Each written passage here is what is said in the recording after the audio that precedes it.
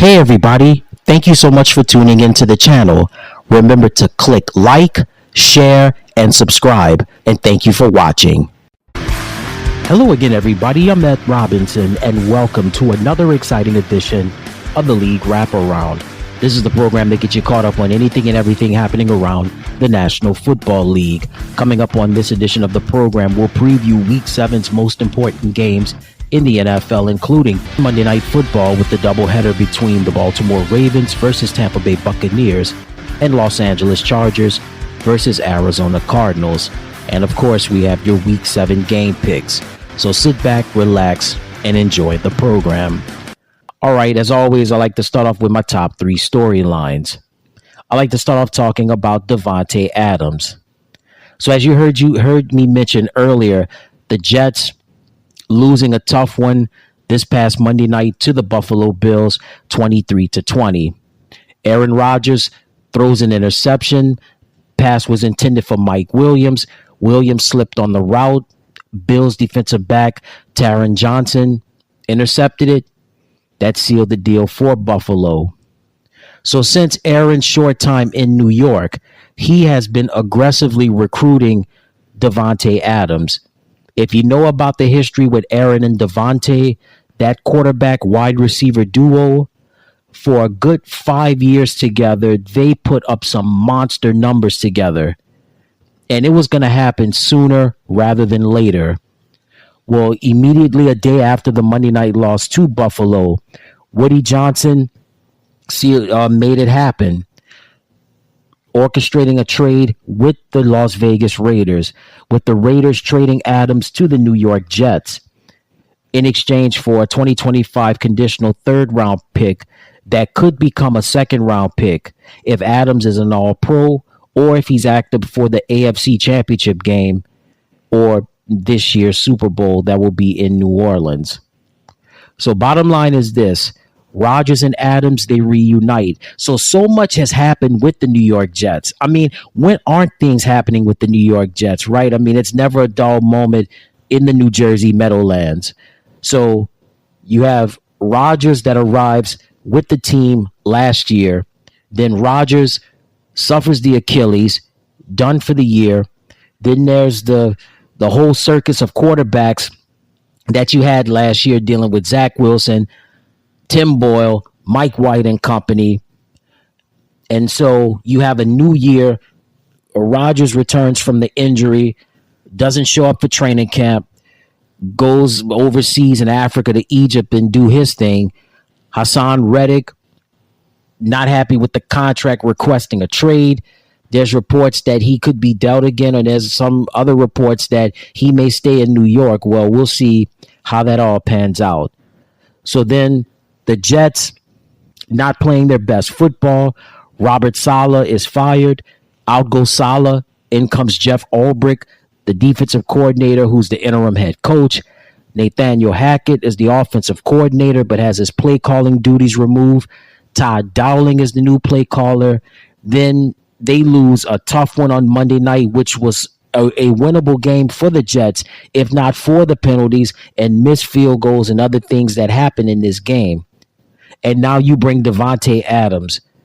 Boy, what a time to be alive, and certainly what an interesting time to be a New York Jets fan. But Davante Adams is reunited with Aaron Rodgers. He's at practice, and everything seems to be a go for Davante, and he will play in the Sunday night game against the Pittsburgh Steelers. But again, Davante Adams traded to the New York Jets, and the Raiders in return will get a 2025 conditional third-round pick that could become a second-round pick if Adams, again, is an all-pro or if he's active for the AFC Championship game or this year's Super Bowl. To add on just to the first storyline, so we had the trade involving Davante Adams with the New York Jets and the Las Vegas Raiders. The Buffalo Bills, the team that beat the New York Jets this past Monday night, Buffalo struck gold getting a wide receiver, getting Amari Cooper. So the Cleveland Browns, they traded Amari Cooper in a 2025 sixth-round pick to Buffalo in exchange for a 2025 third round pick and a 2026 seventh round pick. This is big for Buffalo. Stephon Diggs traded in the offseason to the Houston Texans. You know, the last several years in Buffalo, Stephon put up monster numbers, but you know, him and Josh Allen, they had their differences back and forth. We know how that all turned out, right? So finally, Buffalo made the decision to trade Stephon to Houston and getting some draft picks in return. Well, now Buffalo gets a big time receiver and they get Amari Cooper. And this is huge because so far this year, there hasn't been really a big receiver that has stepped up for Buffalo. There's been pockets. We've seen Keon Coleman. He's had spurts, but he hasn't had any big games, but he's operated in spurts. Dalton Kincaid, he's operated in spurts. He's been solid. You know, Khalil Shakir, he's been solid as well, but they haven't had that big play receiver to really be like, okay, this person is the alpha, and then everybody else is going to come in and contribute. Amari Cooper is going to come in to this whole Buffalo situation, and he is going to make an immediate impact. That was the missing piece on that offense, a big play receiver. And Josh Allen has got to be happy right now with what's happened during the week. You get the win in New Jersey over the Jets on Monday night. And while the Jets made a big play to get Davante Adams, your team, Josh's team, the Buffalo Bills, land a big one with Amari Cooper. And Amari has been one of the best in the league since he's arrived in the NFL during the time when the Raiders were in Oakland and his time with the Dallas Cowboys. He's always put up solid numbers, and I know he is going to light it up now that his teammate, his quarterback, is Josh Allen. So if I had to give grades on these trades, I would say that the New York Jets get a B+ for getting Davante Adams because it's going to help their offense out significantly. If they could just stay consistent with the running game, and not only will I know Davante he's gonna get his, but I really believe that Garrett Wilson is gonna benefit from the veteran leadership of a Davante Adams. Allen Lazard is already there, so you've already got the Green Bay connection, not just with Aaron and Davante, but also Allen as well. And Davante's presence will also rub off heavily on Breece Hall and Braylon Allen, who are the running backs for the Jets. So trade grades, the Jets get a B+. Buffalo, they get an A+, because that was the one thing that they needed. They needed that big play receiver that could replace Stephon Diggs, and Amari Cooper is going to definitely do that. Stephon Diggs, great player. Amari Cooper, great player. And also what this does is that it's less problems, less distractions, less complaints. It's more of a focus, and Buffalo is definitely going to benefit tremendously from a wide receiver play of Amari Cooper. My next storyline is going to be Jerry Jones. So you know about the Dallas Cowboys owner, president, general manager, Jerry Jones. Never a dull moment. Has his own locker where he does post-game press conferences after every game. It's very interesting. But Jerry's been the owner of the team since 1989. And you know about the back-to-back Super Bowls with the head coach that he hired, Jimmy Johnson. There was friction that Jerry and Jimmy, you know how that went down, right? That they had that crack in their relationship for many decades. Jerry wanted to take credit for it. His ego got the best of him. Jimmy parted ways with him, wound up becoming the head coach of the Miami Dolphins. Jerry gets another Super Bowl with head coach Barry Switzer, but within the last decade or so, last couple of decades, I could say, Jerry has made some very interesting decisions and not for the better. So before the season had started, quarterback Dak Prescott and wide receiver CeeDee Lamb, they received long-term contracts. And a lot of people, a lot of broadcasters, a lot of podcasters, a lot of Cowboy fans, a lot of football fans have questioned not only those decisions, but also a big decision that I was a little puzzled behind with them not signing Derrick Henry during the offseason. And Jerry claimed that they didn't have enough money to sign Derrick, but Derrick was willing to take a sizable discount to play for the Cowboys. That didn't happen. Well, this week, Jerry Jones got himself into some more trouble.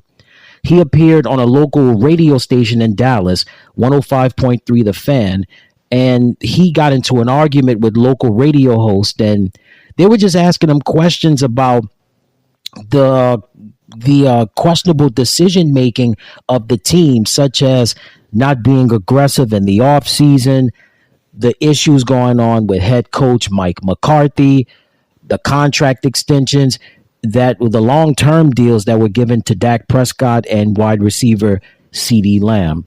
And he told the radio station, quote, he doesn't have time for looking back on decisions, and that he'll get somebody else to ask these questions moving forward. And then again, he also went into this whole tirade about getting into it with them. He was questioning the radio hosts, which they were doing their job. They had every right to question Jerry about decisions that were made during the offseason, not being aggressive in trying to get Derrick Henry, not trying to draft or sign players at much needed positions. And this is just, I mean, Jerry, he has to, I mean, he's at some point, he's going to have to continue to do the business, continue to sign the contracts, get the deals done. But when it comes to football things, leave it to other personnel in that organization. He hasn't done a great job of doing that, man. And it's not going to get better. It's only going to get worse. But, when you have ego and you have power and things of that nature, there's not much you can tell people, right? I mean, hey, he's the owner, president, and general manager of the franchise. But again, Jerry Jones, never a dull moment. The Dallas Cowboys, the soap opera that never ends, man. It just continues. And for my last storyline, the Kansas City Chiefs and the San Francisco 49ers. The last time the 49ers and the Chiefs met was on February 11th of 2024, which was Super Bowl 58 in Las Vegas. And you talk about a thrilling game, an exciting game, a game that went to overtime with the Kansas City Chiefs doing their thing, pulling it off, winning their second straight Super Bowl, going back to back. That was a game. That was a thrilling game for the ages. And a lot of people, including myself, one of the best Super Bowls that was ever played. And these two teams are going to lock up again this weekend in what promises to be an exciting game. Patrick Mahomes going up against Brock Purdy. Patrick, in that Super Bowl game, passed for over 300 yards. Brock Purdy played in an efficient game. Jawan Jennings scored a receiving touchdown, and he threw for a touchdown pass. Christian McCaffrey got it done running and receiving. There was very little George Kittle in this game. But, man, Isaiah Pacheco, he turned up big, especially in the fourth quarter and going into that overtime period. And, of course, a tight end by the name of Travis Kelce, right? He was pretty good in this game, too. But Chiefs and the 49ers. The Chiefs, I guess you could say they're the New England Patriots of the 2000s, the Midwestern version of the Patriots. The Chiefs, likable, fun-loving, Mahomes and Kelce on just about every commercial that you watch on television or you listen to on the radio. Andy Reid has had his share of endorsements, and a famous pop star is connected with this team as well. All of the Swifties, yeah, they're on board with the Kansas City Chiefs. And you've got a team in the 49ers that they play hard, they play physical, is no nonsense. And again, these two teams are fun to watch. This is going to be exciting in the Bay Area, and I firmly believe that this could match or maybe supersede what happened back in February at the big one in Las Vegas. But Chiefs and 49ers, this is going to be a little bit different. And I'll go more into detail when we preview week seven's most important games. But 49ers and Chiefs, this is expected to be a thrilling game. All right, so before we preview week seven's most important games in the NFL, just some injury news to pass along to you for those that watched the game or heard about the Lions and Cowboys game. Defensive end Aiden Hutchinson is going to be out indefinitely due to suffering a broken tibia. Aiden suffered the injury in the third quarter after sacking Cowboys quarterback Dak Prescott, and the injury was so bad that Fox did not air the replay of that injury. But again, Aiden Hutchinson, the defensive end for the Detroit Lions, suffered a broken tibia and is expected to be out indefinitely. And he had the surgery. And for those that watched that game, including myself, it was that injury looked very nasty, man, and it was very tough. But again, Hutchinson suffered the injury in the third quarter when he sacked Cowboys quarterback Dak Prescott. We wish Hutchinson all of the best in his recovery. And it's going to be some time because the Lions are, that's a big piece of their plan to try to win a Super Bowl or at least get to the playoffs and try to at least get back to the NFC Championship. That Hutchinson injury hurts, and certainly our thoughts and prayers are with him as he tries to get back to recovery, and the Lions try to pick up the pieces and try to fill that void. All right, now it's time to preview Week 7's most important games in the NFL. The NFL International Series in London with the New England Patriots going up against the Jacksonville Jaguars. So for the Patriots, embarrassed by the Houston Texans, Drake May in his first career NFL start had a decent game, but New England is just basically going through the motions right now on the offensive side. They've had a tough first 6 weeks of the year thus far, dealing with off the field issues with Jabril Peppers and not having really any identity, especially on the offensive side. Jacoby Brissett was the starting quarterback. They decided to give Drake May, the rookie, a shot, and they lost bad to Houston last week. And they're going to be heading across the pond in London to take on a team that lost in London last week to the Chicago Bears, and that's the Jacksonville Jaguars. So this is going to be the second straight game in London for Jacksonville. So the Jaguars hope to turn it around. Quarterback Trevor Lawrence looking for a better performance. Christian Kirk and company are looking for a better performance as well. Doug Peterson, his job is on the line as well as in Jacksonville.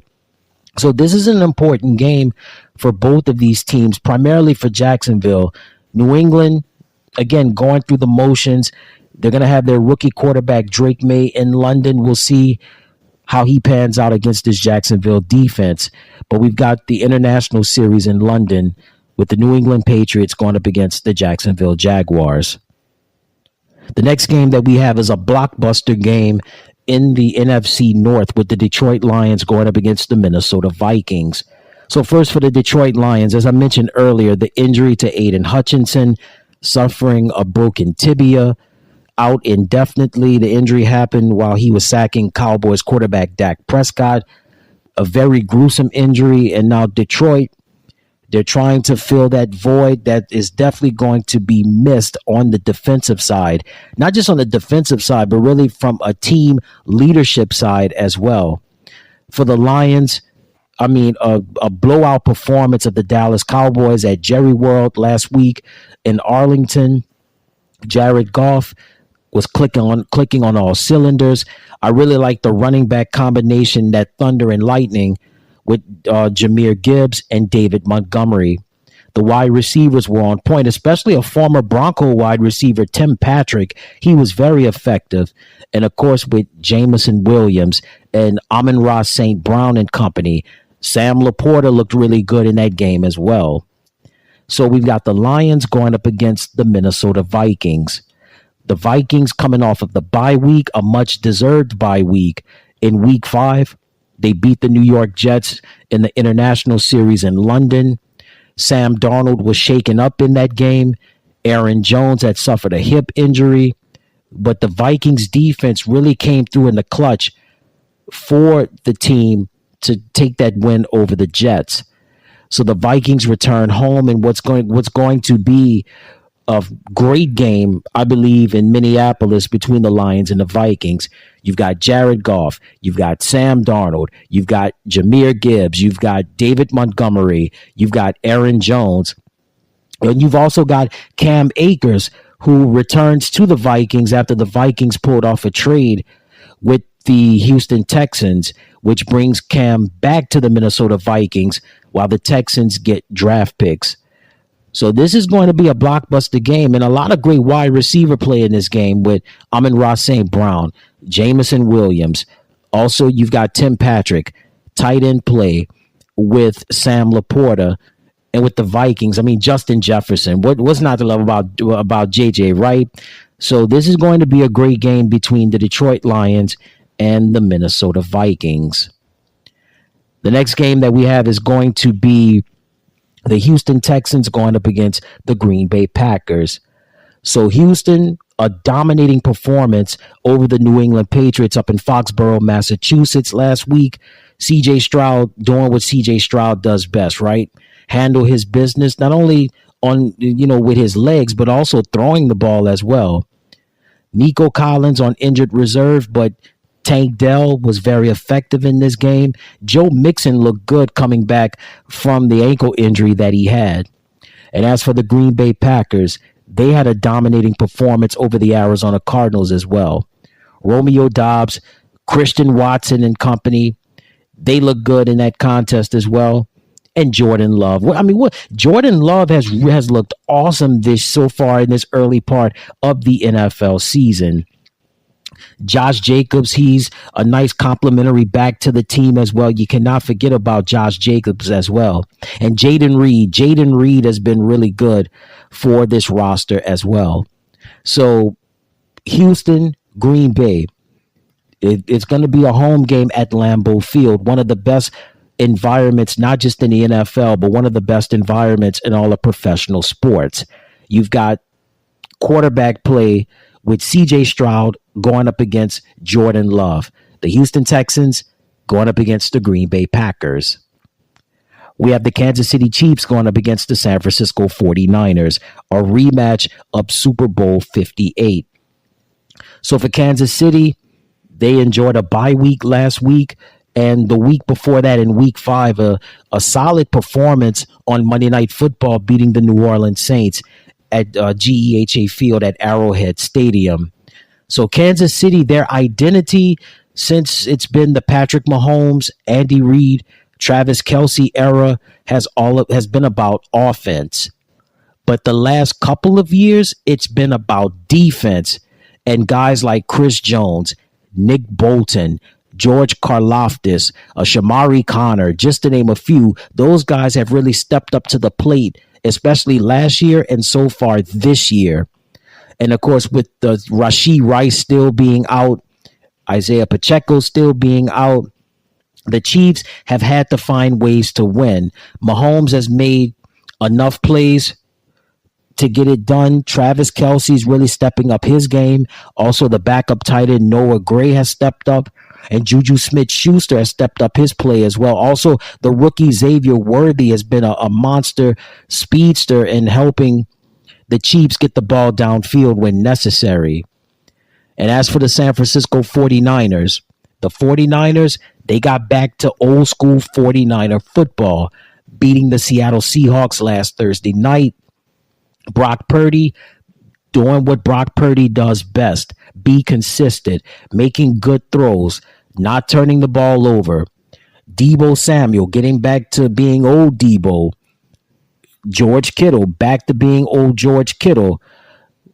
Kittle still was battling a rib injury in that game last week against the Seahawks, but he still made big plays.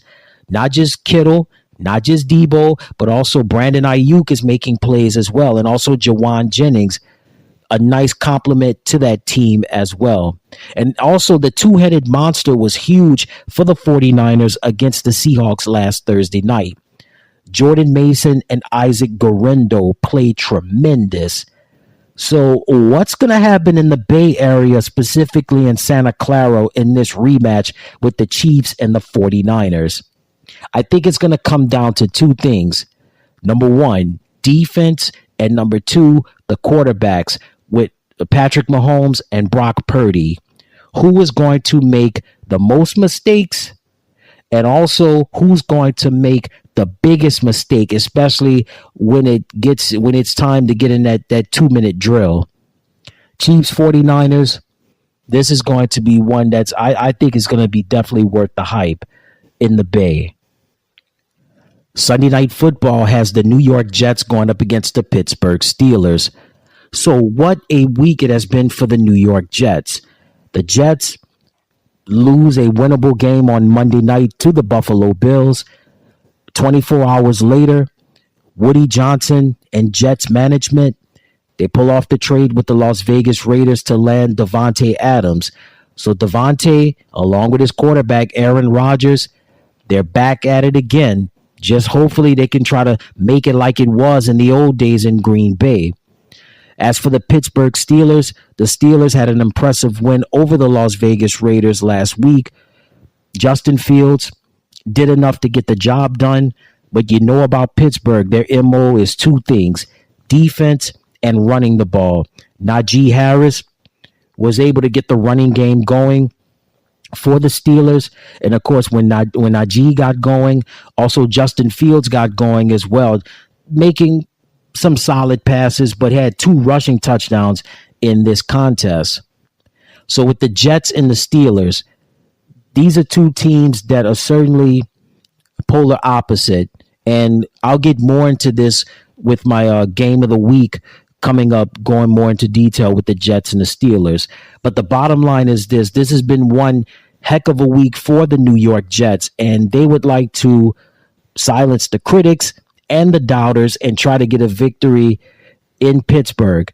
As for the Steelers, Russell Wilson, looks like Wilson is on the mend and coming back from the calf injury. He took first team reps during the week. There's a chance, according to head coach Mike Tomlin, that he may start. I don't know if that's the case right now. I think you need to roll with the hot hand, which is Justin Fields, at least until the bye week. But what Wilson can do is that he can get the ball down the field in more possessions than Justin Fields can. Fields can extend plays with his legs. He can run for some yardage. Russell doesn't run as much as he used to, but what he can do, as I stated earlier, he can extend up. He can get the ball downfield to wide receivers like a George Pickens and also to a Pat Freiermuth and company. But this is going to be a fun one. This is going to be a wild one on Sunday night. So many storylines with the New York Jets going up against the Pittsburgh Steelers. Monday Night Football doubleheader. We have the Baltimore Ravens going up against the Tampa Bay Buccaneers. So let's start off with the Buccaneers. A wild game in New Orleans last week with the win over the Saints in an NFC South rivalry game. Baker Mayfield had his moments where it was rough, threw a couple of picks, but he withstood the storm. He weathered the storm, I should say.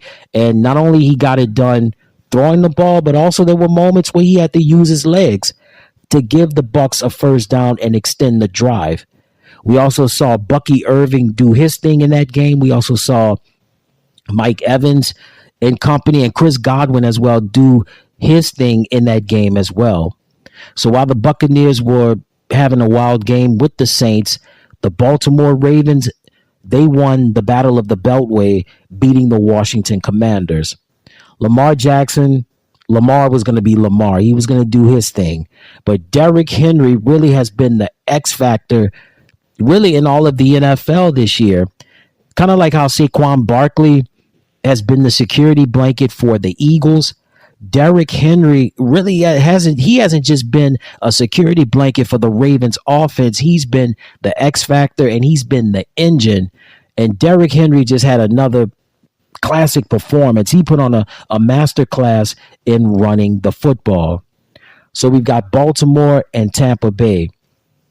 Tampa is really going to be several storylines in this. The first, of course, is going to be the quarterback play. Lamar Jackson and Baker Mayfield. Also, is going to be Tampa Bay's defense. Can they contain Lamar's athletic ability as well as neutralizing Derrick Henry? And Baltimore's defense, they always come ready to play. Can Baltimore's defense really put a lockdown on not only Mike Evans, but also Chris Godwin and the running game as well? So it should be an interesting game between the Baltimore Ravens and the Tampa Bay Buccaneers. And we have the Los Angeles Chargers going up against the Arizona Cardinals. So for the Chargers, they held on last week by beating their division rival in the AFC West, the Denver Broncos. Justin Herbert slowly getting back to being the Justin Herbert we've loved for quite some time. Issues with his ankle. Seems to be getting back to his old self. Justin also can't forget about J.K. Dobbins. Played very well in the win against the Broncos. And also, too, the Arizona Cardinals embarrassed last week by the Green Bay Packers. Wide receiver Marvin Harrison Jr. got hurt in that game. Kyler Murray didn't play well. We'll see what happens down in the desert with the Chargers and the Cardinals. There was so much expectations for the Cardinals this year. The expectations extremely high. I don't know if the expectations are going to continue to be high in terms of the Harrison injury and what's going on with Kyler Murray, but the Chargers slowly getting back to Charger football, slowly getting back to Justin Herbert, I should say, is slowly getting back to his self, coming back from that ankle injury, and he's starting to get more and more confident. Especially he showed more of that confidence in the win against the Denver Broncos. So should be a solid game in the desert in Arizona with the Los Angeles Chargers going up against the Arizona Cardinals. All right, now it's time for my game of the week. My game of the week is going to be the New York Jets versus the Pittsburgh Steelers. So the New York Jets made a big move during the week, finalizing a trade with the Las Vegas Raiders in landing wide receiver Davante Adams. So it's official. Davante is now a New York Jet.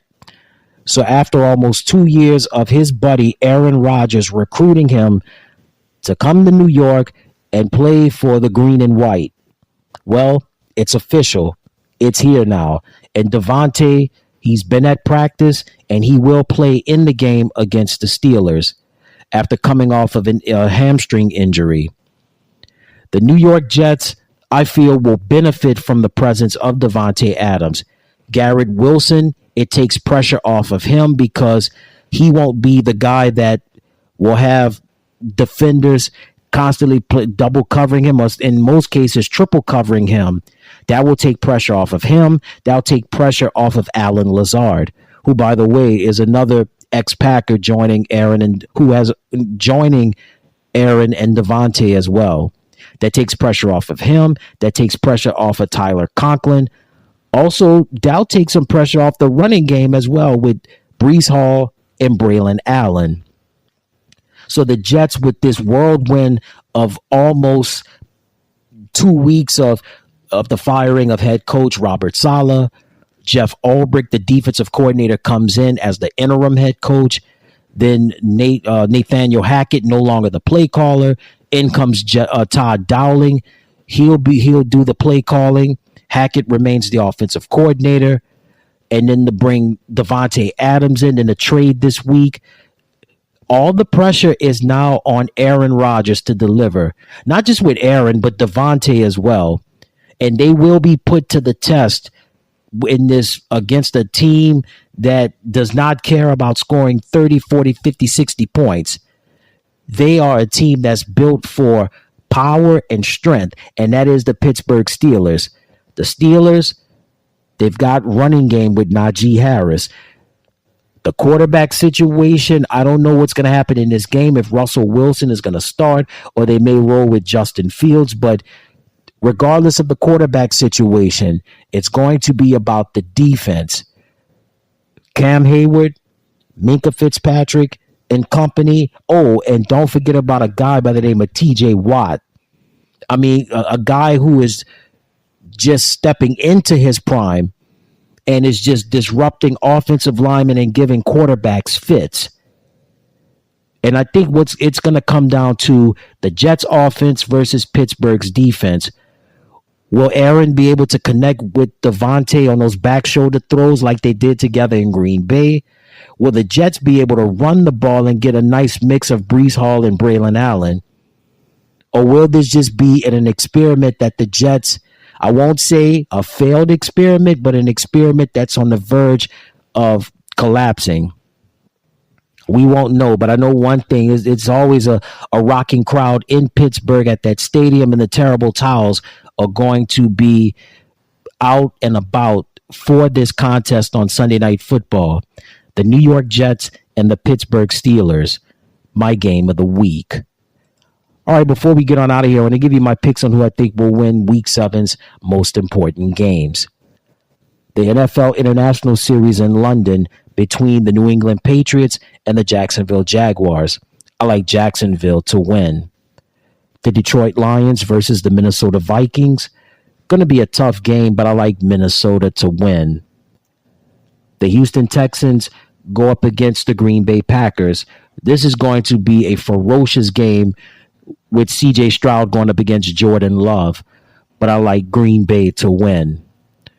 The Super Bowl rematch between the Kansas City Chiefs and the San Francisco 49ers. I like the 49ers to win in a close one. Sunday Night Football, the New York Jets go up against the Pittsburgh Steelers. I think this is going to be a very, very, very close game, but I like the New York Jets to pull it off. Monday Night Football doubleheader, the Baltimore Ravens versus the Tampa Bay Buccaneers. I like Baltimore to win. And the Los Angeles Chargers versus the Arizona Cardinals. I like the Los Angeles Chargers to win. So again, my picks are Jacksonville, Minnesota, Green Bay, San Francisco, New York Jets, Baltimore, Los Angeles Chargers. And that's it. And again, thank you so much for taking time out of your busy schedule to be with us for another great edition of the program. Until next time, everybody, I'm Ed Robinson saying so long, you take care, and enjoy the games.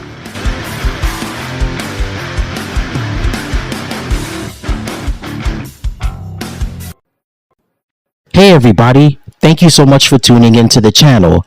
Remember to click like, share, and subscribe, and thank you for watching.